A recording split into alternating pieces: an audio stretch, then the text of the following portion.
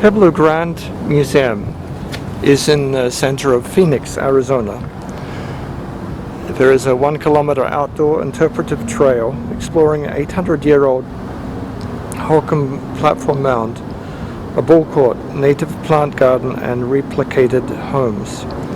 Free exhibit galleries and a theater feature the ancient site of Pueblo Grande, archaeological methods, and changing exhibits on southwestern themes.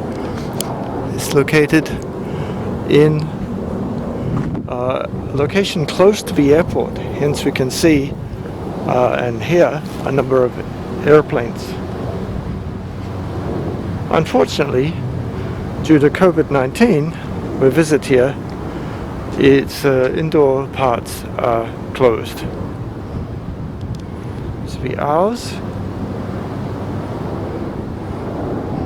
So it's unfortunate not to see the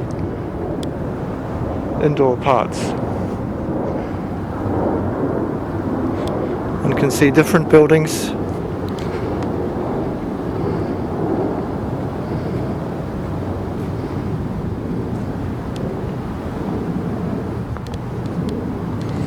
Trail access is this way.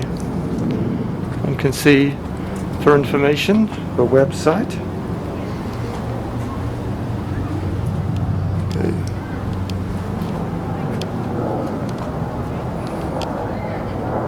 Download the trail map for those who are interested from the pueblogrande.com website.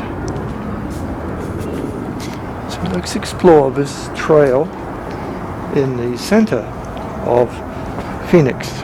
We can see the ancient history of the state of Arizona. We're also in this video talk about some other aspects of the ecosystem and environment in Arizona. Still, some school groups are enjoying a very pleasant autumn weather in Arizona. Bright ancient house. Who among you have seen the bright ancient house at the foot of a sunrise with many kinds of songs? I opened, I saw. It's a traditional song. So it's an important place for the Oasis and other affiliated tribes who remember it for their oral history and song culture. This is a platform mound which exhibit constructed about 900 years ago. It resembles the bright angel house identified in the song.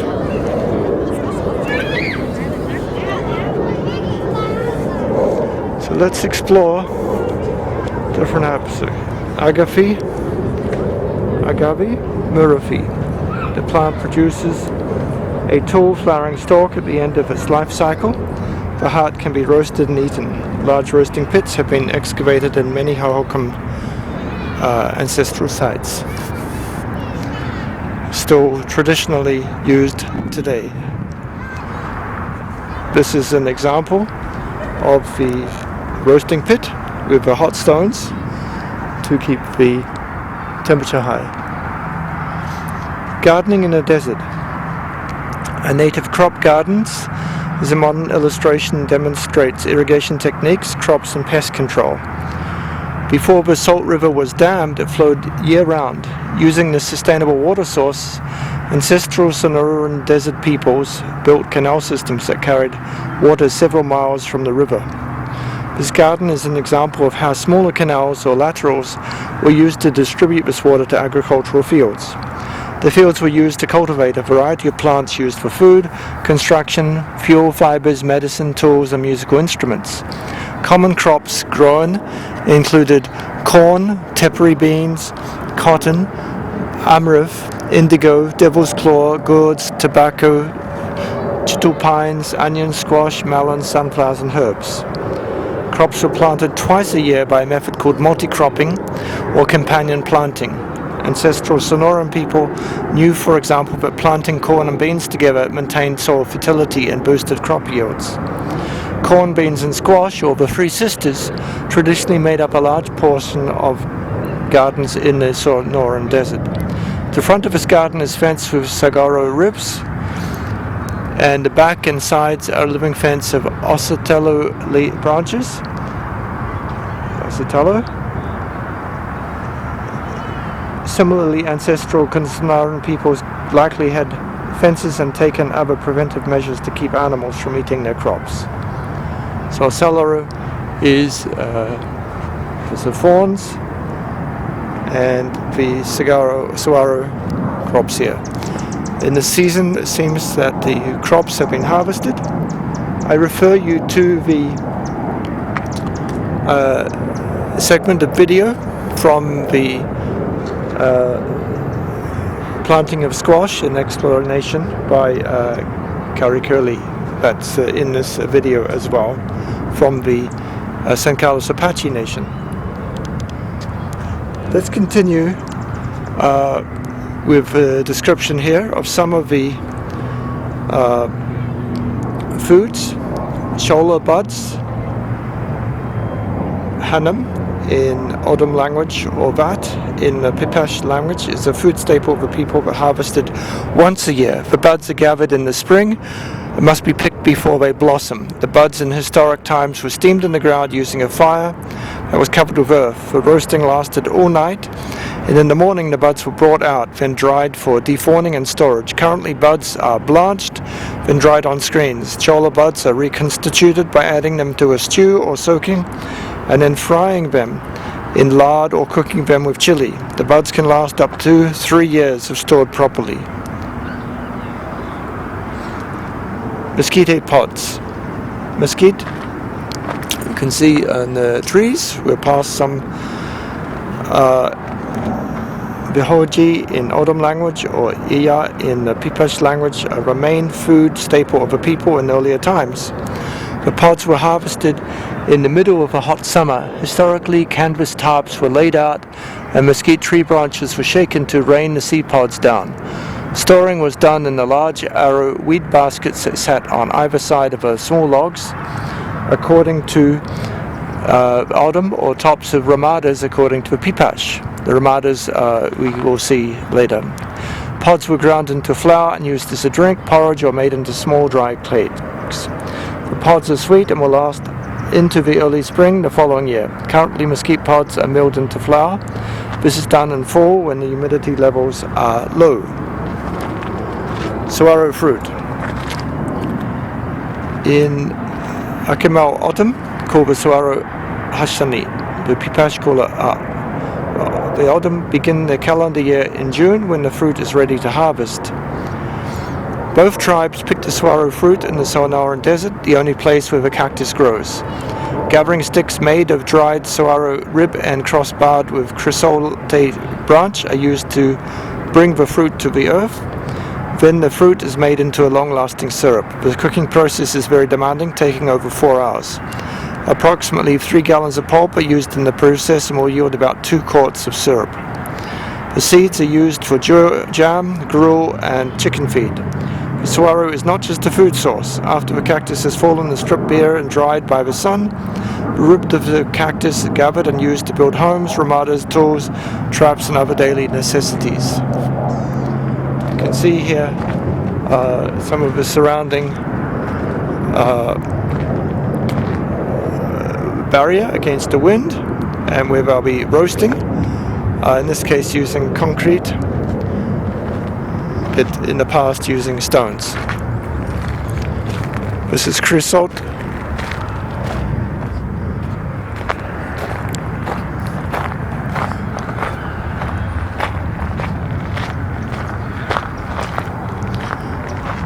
So this is called Kitchen in the Desert. You can see the windbreak as we've walked in,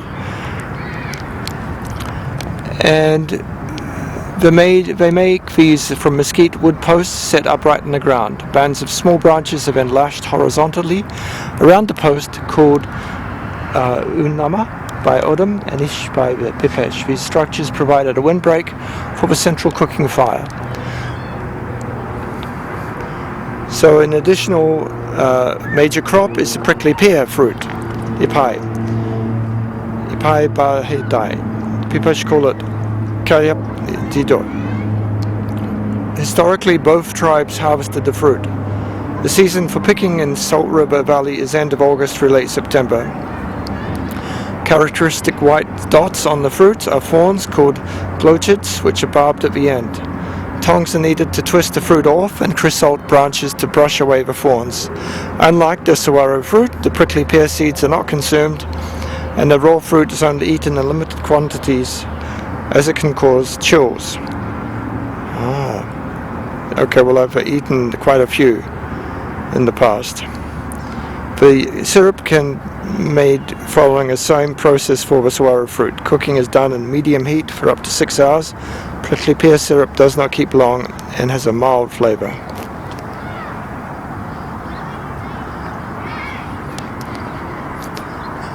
So you can see in the midst of the freeways, they have kept this site because of its historical significance. Here we see depression in the ground. Depression, if you know something about the Sonoran culture, you will know that it's a ball court. This is for traditional games we find in Central America.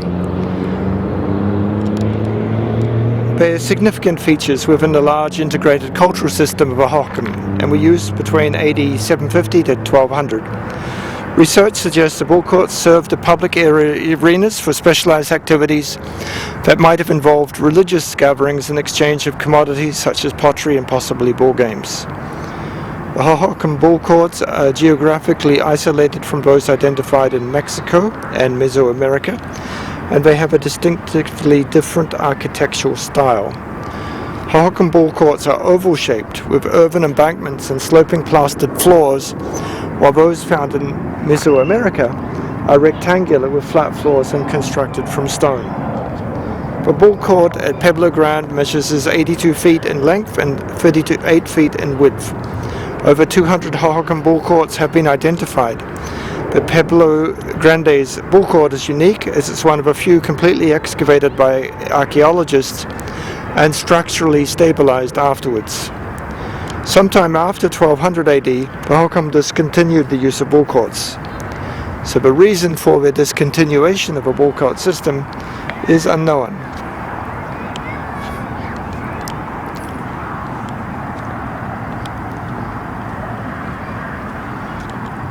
So this walk trail is also wheelchair friendly and opens up this voyage of discovery to many people.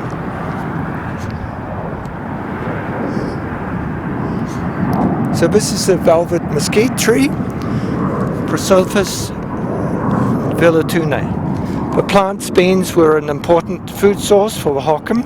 Historically, the plant was known as the tree of life. The beans are an important source of meal for cakes and for breads. You can see the beans here have been harvested. Wait for another season. The reconstruction of homes in the desert around AD 950. These are Hohokam Pithouse replicas. The earliest homes in Pueblo Grande were called Pithouses, date to around AD 450. Built in shallow pits, their wood frame was covered with adobe mud. The Hohokam arranged these one-room houses around shared courtyards. Pithouses would have been dark. A courtyard ramada would have been an ideal place to do one's day's chores. Artisans might be found there making tools and pottery or weaving delicate textiles. Others would grind corn into flour or gather around a cooking hearth to prepare the evening meal. Imagine constructing a home before lumber yards existed. The Hohokam gathered building materials from the surrounding landscape. A wooden frame was made from mesquite or cottonwood trees. Branches or saguaro ribs were lashed onto the frame. Adobe mud formed the outer shell. The layered materials provided some insulation from the temperature extremes. Most pithouses had a hearth, but no roof outlet for smoke. Hearths were probably not used for cooking, but to hold embers for winter heating. These replicas of pithouses are made from modern materials, though details of the structures over 1,000 years old are unknown, and replicas based on data from archaeological excavations and from the Oldham, who are believed to be related to the Hohokam. What is different, due to the building codes, replicas are taller than ancient structures. Pithouses had a low entranceway with a small door, probably for security. The replica is entered through a cutaway, allowing access for all. So we can see the pithouses here and how they can be entered as a replica.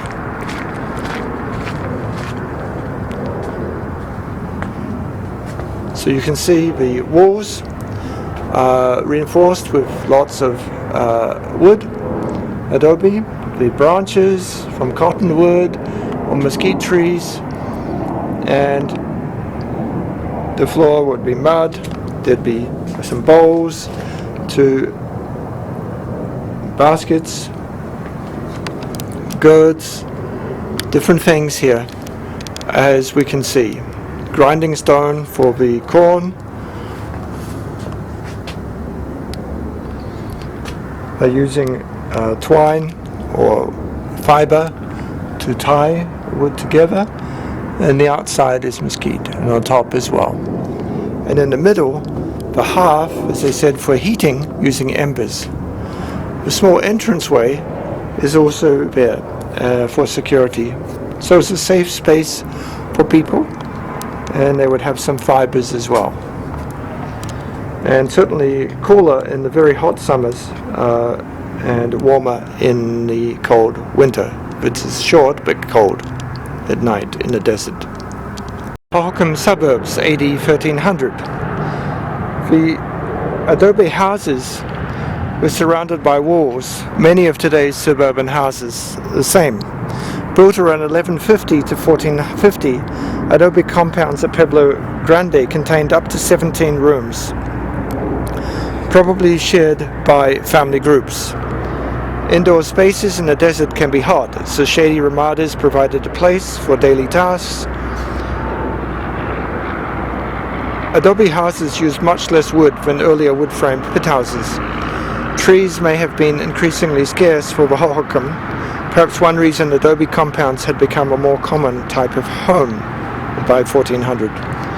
The hard subsoil deposit called chilake was mixed with earth and water to make adobe mud.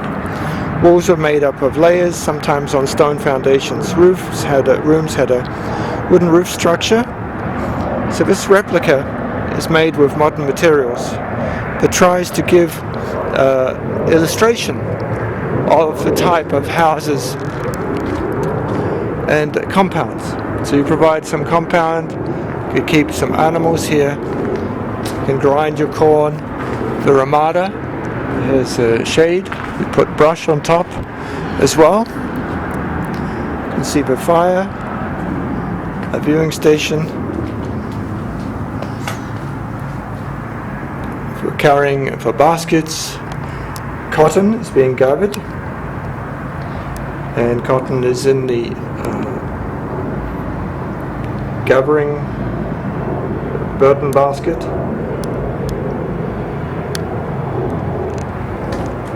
You can find some fabrics and cloths,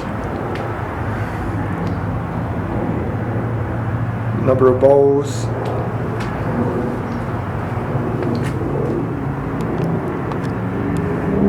baskets.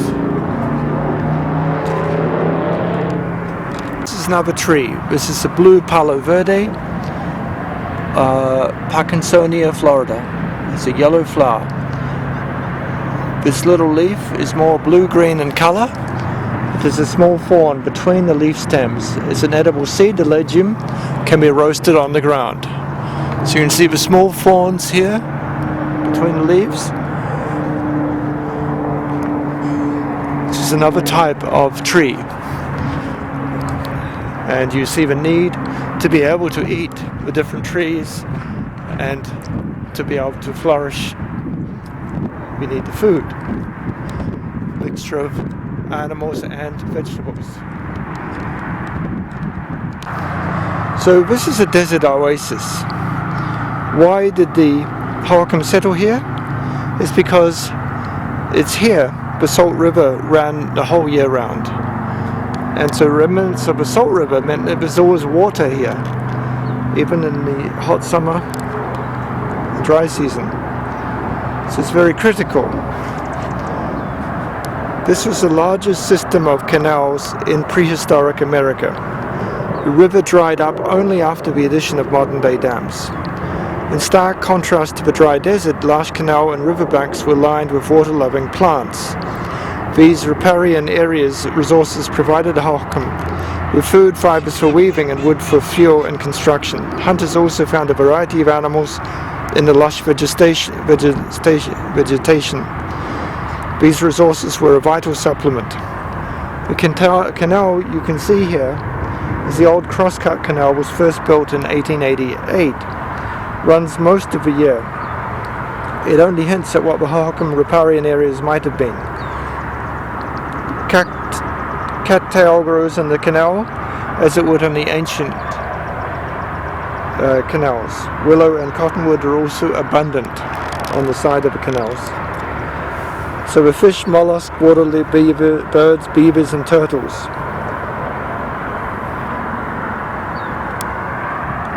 Now at a certain time they also drain the canal. So low water levels during canal maintenance offered the Hohokam an opportunity to catch fish by hand or nets and baskets. So they had to keep the silt out of canals to keep the water flowing, based on their knowledge of water flowing from uphill to downhill. You can see without that water, it's extremely dry and hot. This is called triangle bursage, Ambrosia deltoidea. A low-dense plant protects the seedlings of other plants growing beneath. It's kind of a nurse plant for saguaros, providing shade and soil nutrients. It has a triangular leaf.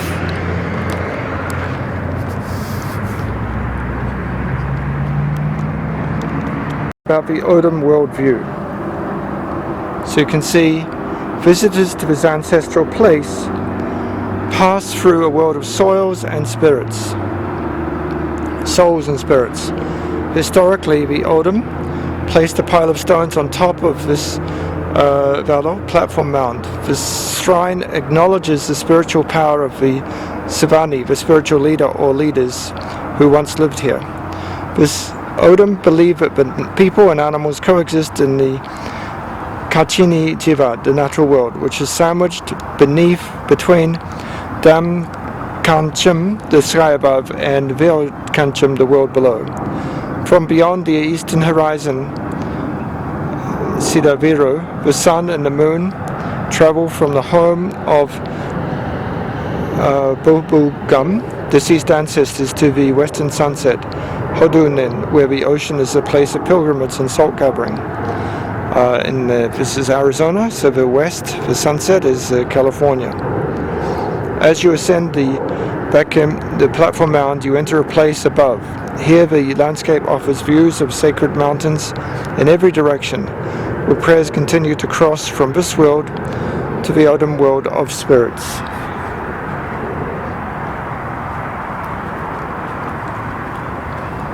So you can see here the Pueblo Grande Mount. This is the northeast corner of the Pueblo Grande platform mount. The actual shape and length of the mound is very apparent here. It was quite large, about 150 feet by 300 feet, or about the size of a football field, with rooms on the top.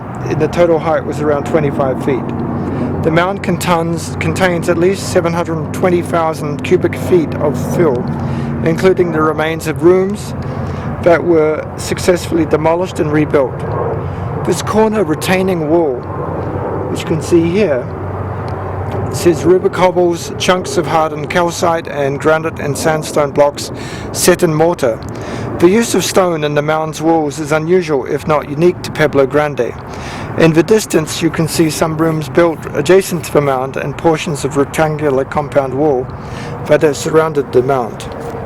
The Pueblo Grande Mound is one of the largest of more than 50 such mounds in Arizona. Nearly half of them are in the Salt River Valley. Interestingly, mounds are located at regular intervals, approximately every 3 miles, along major historical irrigation channels.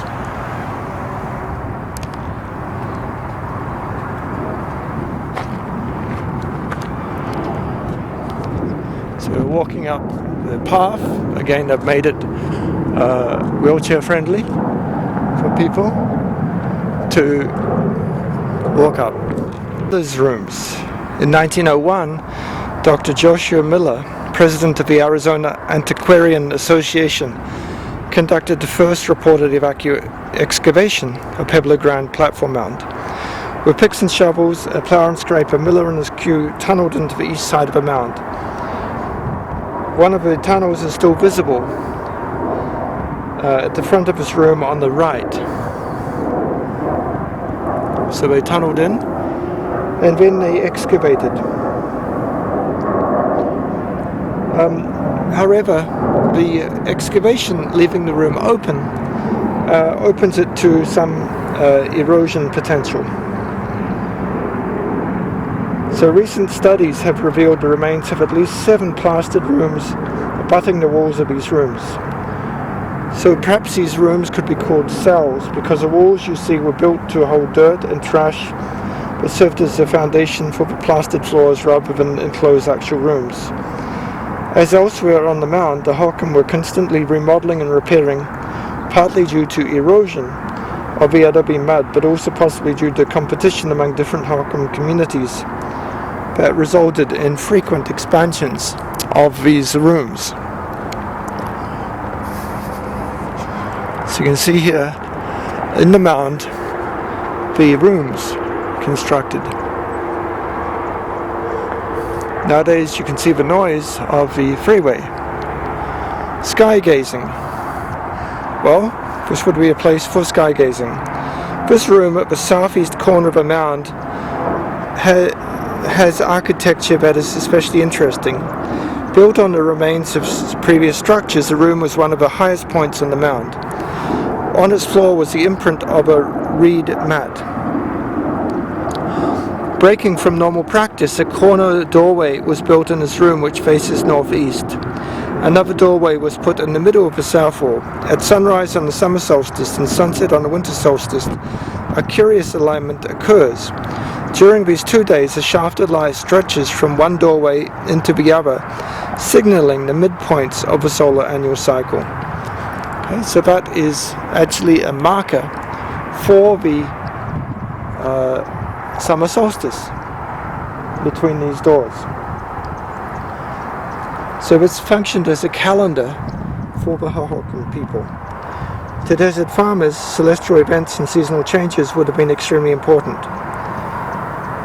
Perhaps one person watched the shadows and then announced to the villagers the times of planting, harvest and ritual activities. So you can see here the construction even of doorways is important. You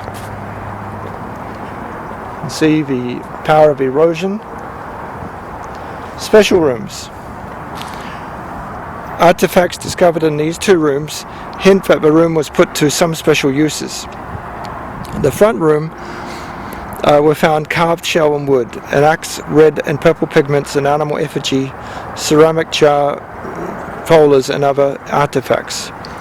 Found in the fill of a back room were the antler, worked with shell and bone, 2 arrow points made from the ceramic fragments, and a piece of cotton wrapped around the chunk of earth. The black zigzag design was painted on the doorway of the smaller room to the west. This is a smaller room to the west there. The doorway between the front and back rooms is blocked off. This could indicate changes to the relationship of the people who lived in the rooms or changes in the use of the rooms. We don't know. The rooms were large and had unusually high 8-foot ceilings. The back room was intentionally filled with trash and the roof possibly used for activities effectively forming a small platform on top of a larger platform that was standing on. So probably this had the religious function.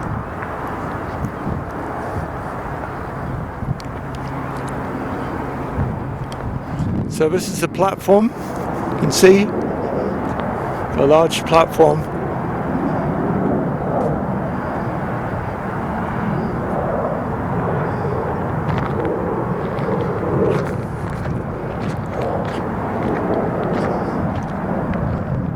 There's different rooms.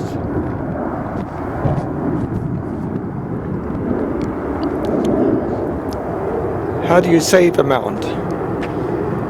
There's various erosion forces, but they would have to be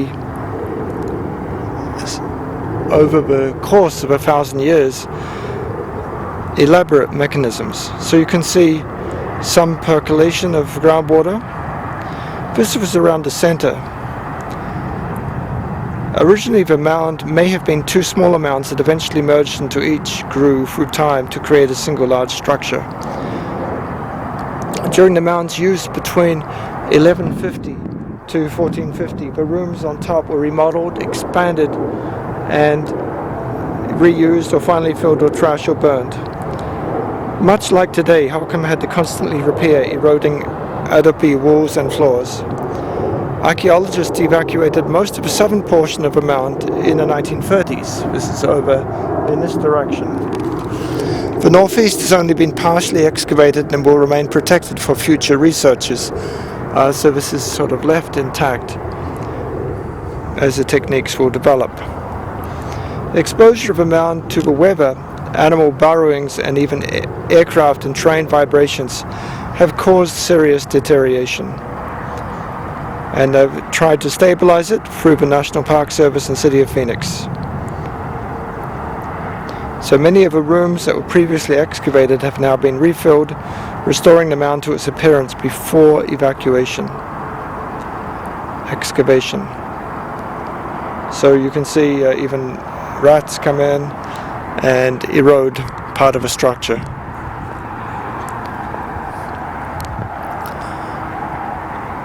So in the museums, they have some of the artifacts from that, which are constructing things.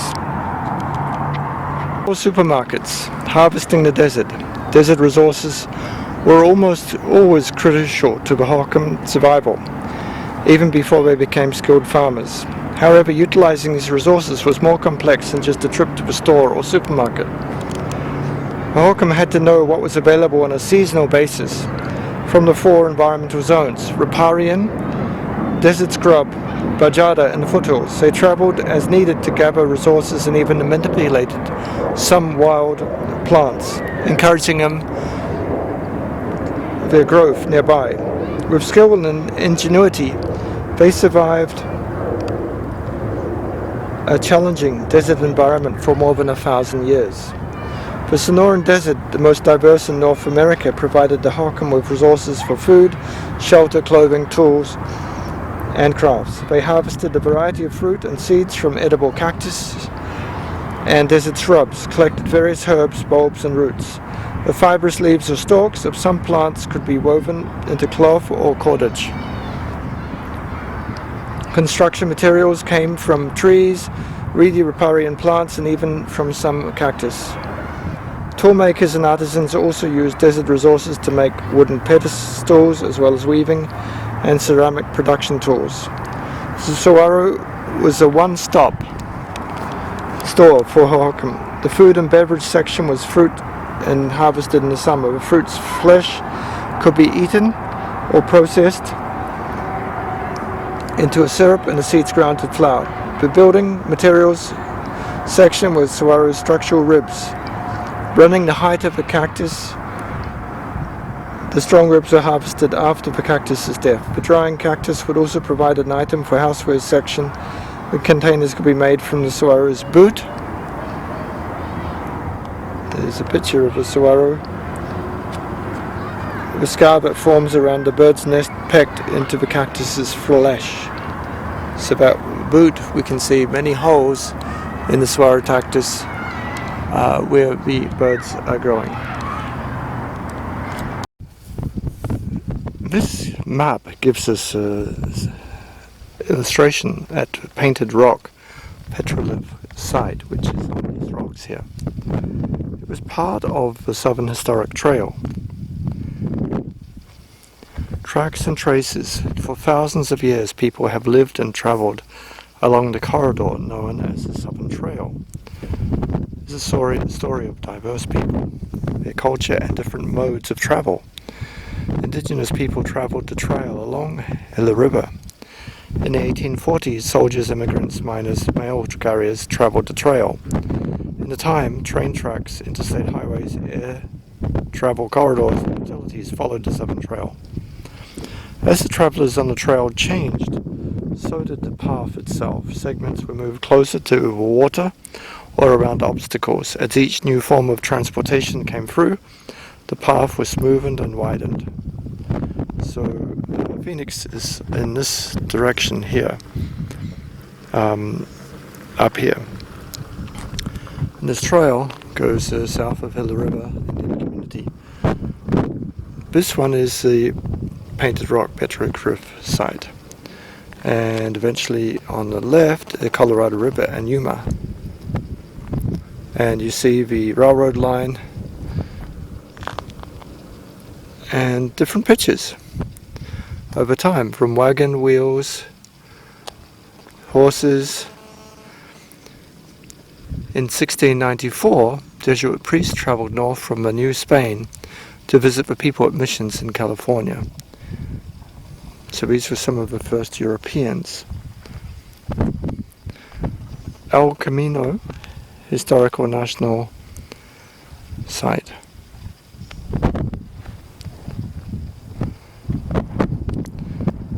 Juan Baptista de Anza National Historic Trail. This is a broader picture of the overall state from the South America through the Sonoran Desert, and this is part of it, through the trail that goes through from Casa Grande to Gila River, the Colorado Crossing, now at Yuma, Mission San Gabriel, and going up to the north of California. If you'd been here in 1775, you would have seen the site of Juan Baptista de Anza, captain of the Spanish Crown's Royal Presidio at Tucson, leading the main group on a horse.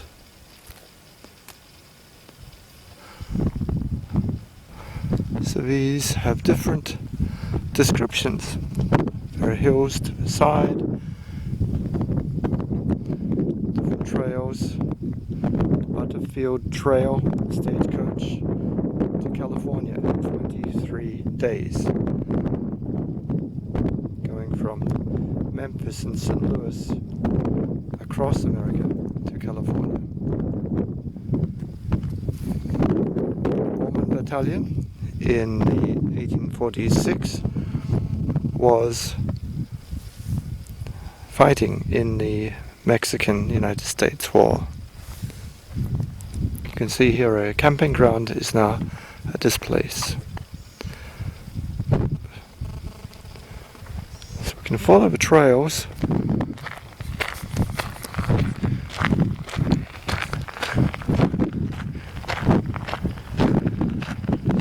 It is in November 2020, and the site here is not very hot. You can get a visitor register, you can sign in.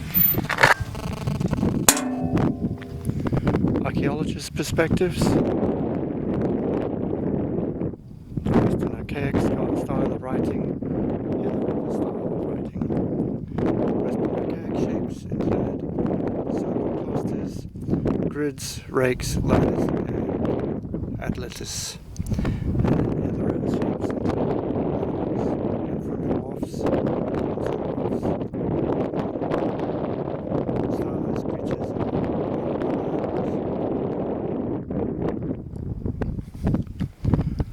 So what does it all mean, the petrographs? You can see here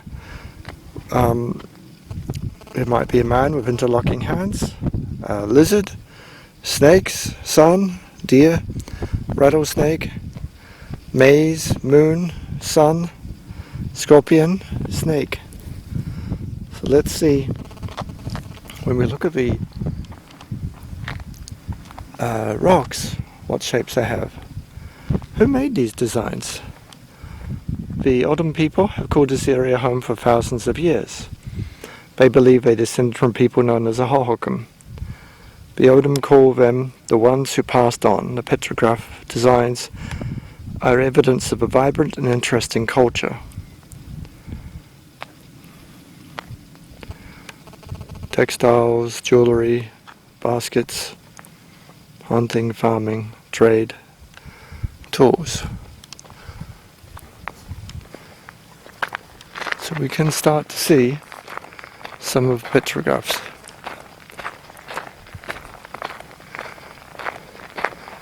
Today the temperature is getting up to around 90 degrees Fahrenheit in mid-November. Dry, so a very pleasant temperature. It could be hot, and one could imagine in the middle of summer just how hot it would be. So you can see these petrographs just across these rocks. There are so many. Bladders, anthropomorphs. You can see different sides. That looks like snakes. Lizards.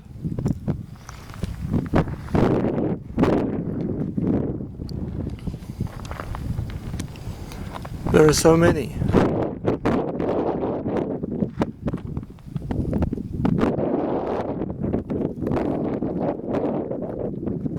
Different animals, different sides.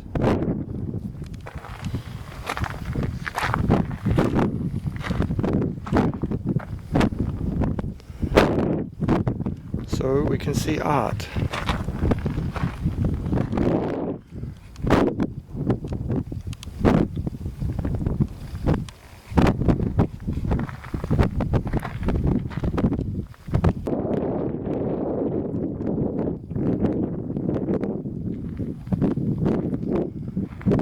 There are so many petrographs here on the rocks.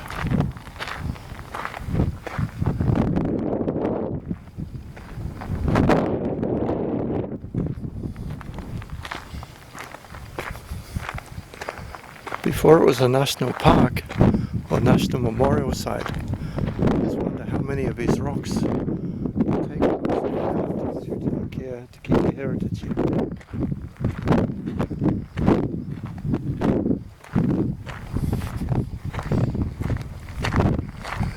Please stay on the trail.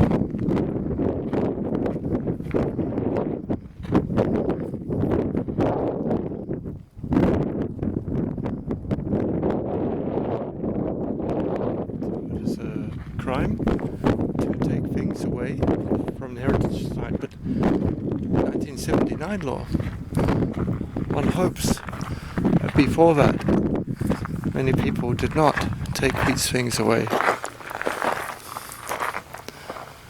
I'm going to go over the trail and see what else we can learn.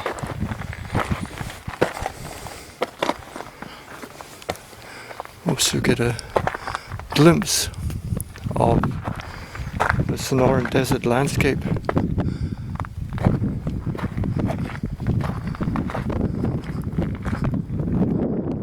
can see some people have their caravans, picnic area.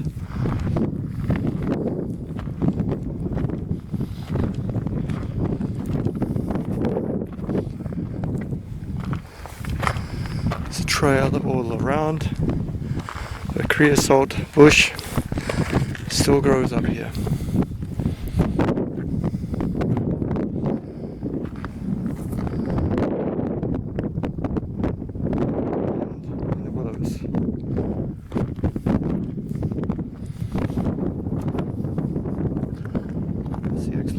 sides. Small parking area. Some depressions in the rocks could have been used for grinding corn, maize, and crops.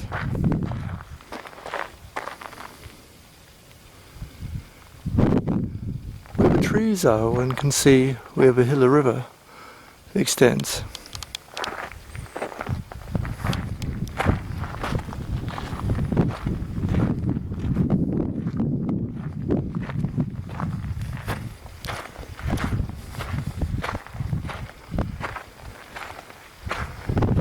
Enter. Some people have written on the stones since their time.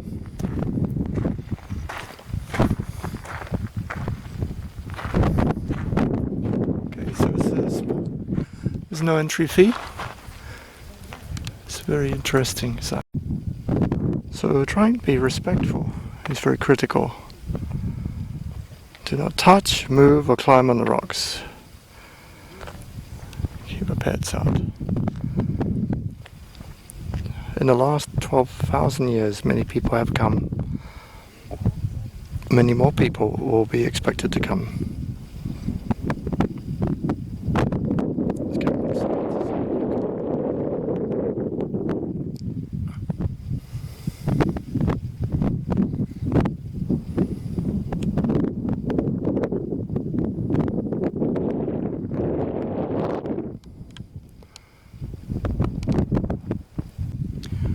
The saguaro cactus, green. This is an old cactus. You can see how it's fallen over, and what's left, broken wood and these strands of wood. Quite rigid, yet somewhat flexible. You can see how the remains of the cactus, the shell, and then inside the flesh. And here you can see often where the scars of the bird holes are, it becomes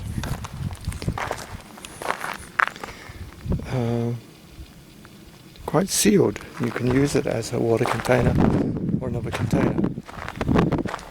So see here, this is an example where a bird is coming to the cactus.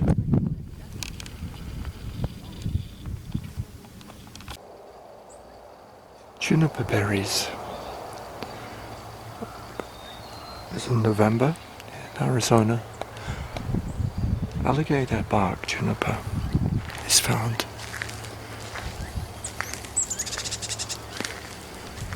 in southwest USA.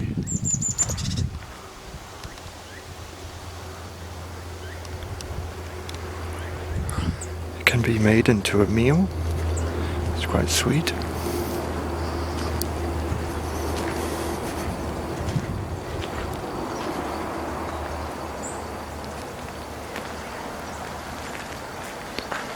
The animals will gather it for the winter. The sunflex.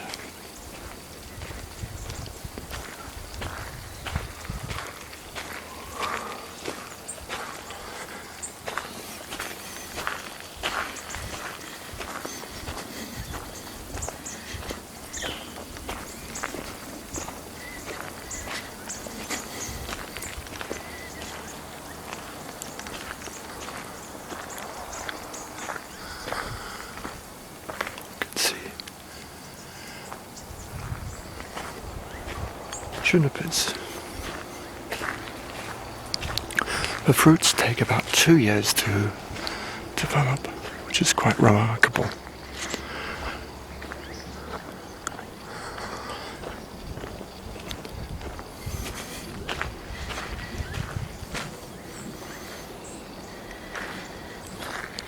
So we walk in the forest in the autumn. The autumn leaves fall,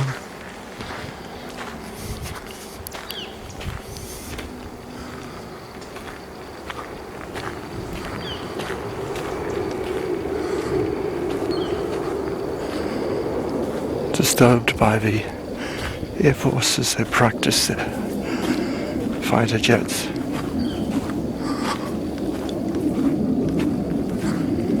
If we round the corner, we'll see if we can see any deer.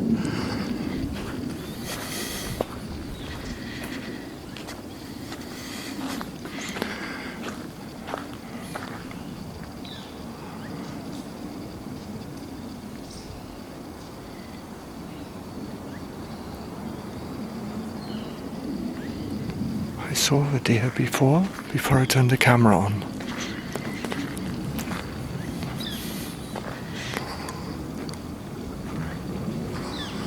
Baby Juniper.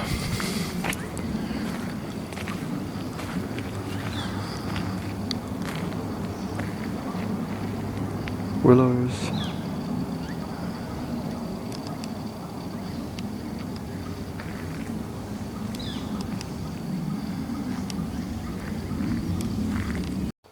Sadly, also we lose trees.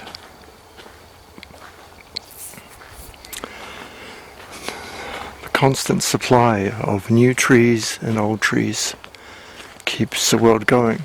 There was a storm, and this grand old juniper has been blown over. You can see the roots.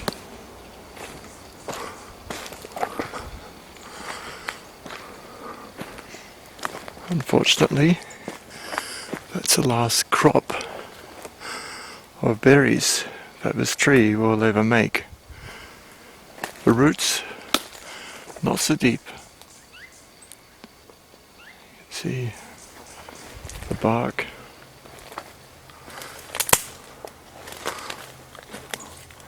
It's quite soft,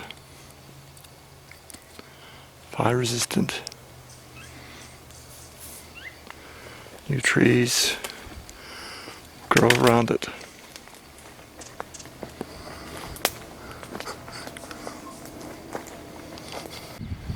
A baby juniper. In 150 years' time, somebody will wonder, I wonder who nurtured that plant. Was it the deer? Was it the people? 1,000 years ago, somebody was walking in this forest and thinking, who will be here in 1,000 years from now? That is the heritage of the planet. We think, we ponder, we act, we protect, we conserve, we develop. Will this road be here in 100 years' time? I wonder.